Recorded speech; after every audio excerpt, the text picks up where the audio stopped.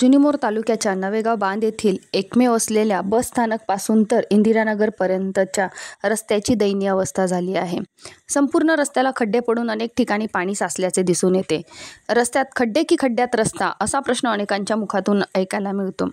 नवेगाव ही एक मोठी बाजारपेठ व पर्यटन स्थळ असल्याने परिसरातील व गावातील हजारो लोक तसेच लहान मोठी वाहने या रस्त्यावरून ये-जा करत असतात. त्यामुळे या रस्त्यावरून मार्गक्रमण करताना नागरिकांना तारेवरची कसरत करावी लागत आहे. पर्यायी रस्ता नसल्याने याच रस्त्याचा अवलंब करावा लागतो.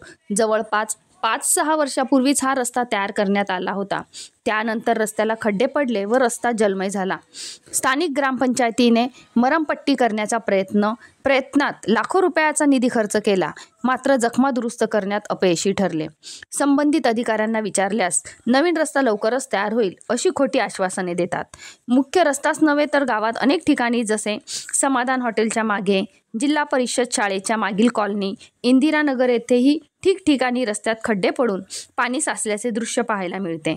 किती दिवस हा खड्डेमय रस्ता सहन करायचा असा प्रश्न पडला आहे. तरी नवीन रस्ता लवकरात लवकर मंजूर करून जलद गतीने त्याचे काम करण्यात यावे अशी नागरिकांकडून मागणी केली जात आहे. याकडे स्थानिक ग्रामपंचायत देवता केव्हा प्रसन्न होईल याकडे नागरिकांचे लक्ष लागले आहे. News reporter Suresh Jipkate, Zee India 24 तास, अर्जुनी.